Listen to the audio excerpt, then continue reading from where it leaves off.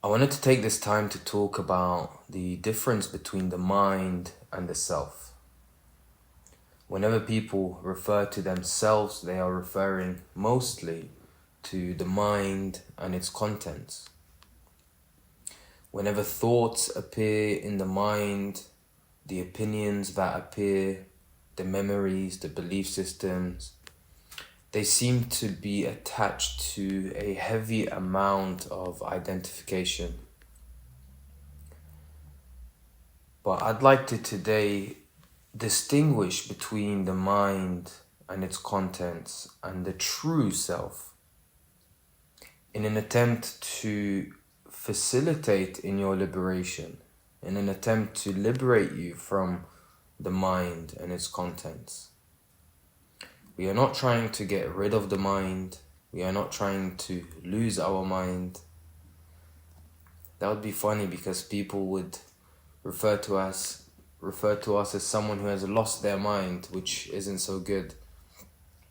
We're not trying to attack the mind. We're not trying to avoid it. We are simply trying to understand it.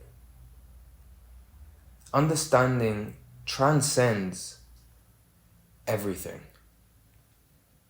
Understanding transcends belief.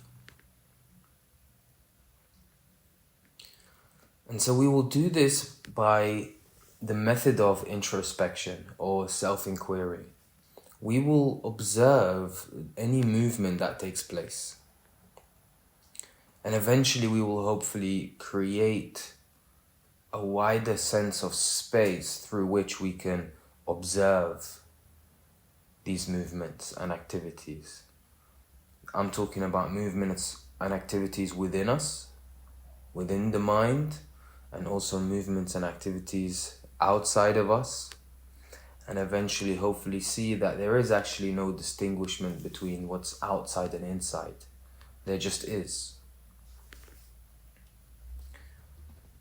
So one particular thing I would sit down and ask myself sometimes is, who am I? This is a famous question that has been published or said by Ramana Maharshi. But in essence, it's a beautiful question because it kind of directs us to the subject of the question, who am I? And so the question is attempting, if asked sincerely, it's attempting to turn you around and to look at that which we believe is observing and looking at everything, which we are fully identified with, which we refer to as I. And so when you sit down and ask yourself, who am I? What is it that appears? Surely whatever it is that appears cannot be you. Because that which is appearing is recognized. That which is appearing is known. So there is that which is knowing of whatever appears. So when you say, who am I? The name appears. The memories appear. Sensations, a feeling, an image might appear. A deep sense of familiarity as well. But you cannot be the familiarity, the image, the memories. You cannot be any of that. These are all sensations and memories and movements that are so interchangeable. There is no consistency in any of that which appears. And that's why we say that cannot be you. Whatever appears whenever we ask a question is the contents of the mind.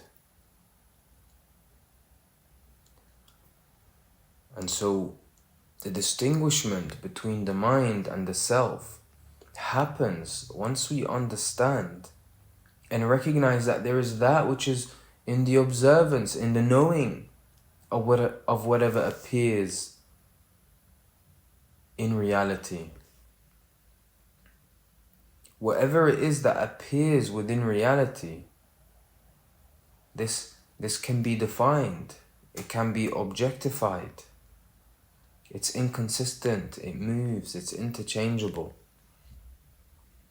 All of these contents are held within what we refer to as the mind.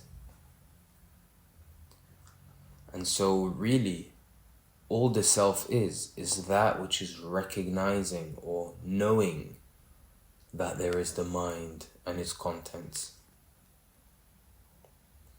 If we are able to understand this difference, if we are able to understand that the mind is there to support the survival aspects of life and holds a tremendous utility in survival, but that which the mind accumulates is not necessarily absolute truth. If we understand this, we then beg the question, what is the absolute truth? Where does the absolute truth lie? It must be, at the very least, if not in the contents of the mind, in that which is more primary than the mind, more essential, which comes before the mind and its contents. And that we refer to as the self. When you say, I am happy, I am sad, I am excited, I am this, I am that, there is the self, the I, and then there is the happy, the sad, the excitement, the this and the that. You are not the happiness, the sadness, the excitement, and whatever comes after the I. You are the I. You just are. And this really is the distinguishment between the self and the mind. And what we want to do is we want to embody this. We want to understand this. We don't want to believe in this. We don't want to deduct this in the mind, using the contents of the mind, thoughts flying around to eventually deduct and conclude that yes, we are not the mind, we are the self. We want to actually see this. We want to see this in the most vivid and touching and profound way possible. We don't want to just look at this in an abstract way. We want to really taste and feel this. Because when we do, we realize immediately that we are not the contents of the mind. And guess what? All of suffering comes from the mind. All suffering comes from the mind.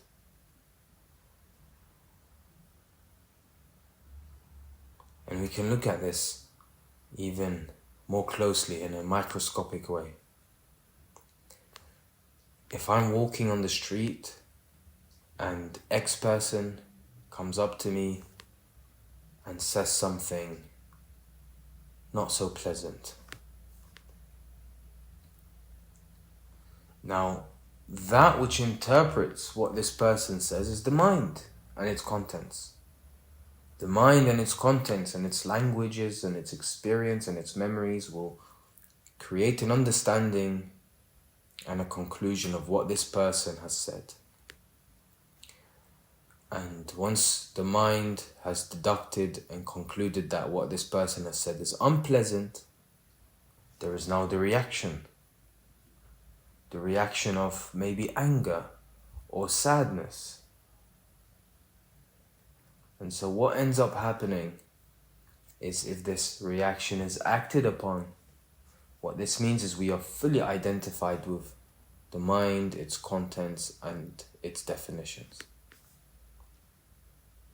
But what we want to do is we want to rest in the self and realize that the contents of the mind and all of that which is taking place and the reactions and the definitions and the conclusions, these are all known. And that which is knowing them is untouched by them. If we recognize this, we can rest in that knowing, in that sense of being in the true self. This is the difference between the self and the mind. And eventually, later on, you'll realize that there is no difference. This is Hassan from the Spiritual Walks, and we are all on a journey towards the truth.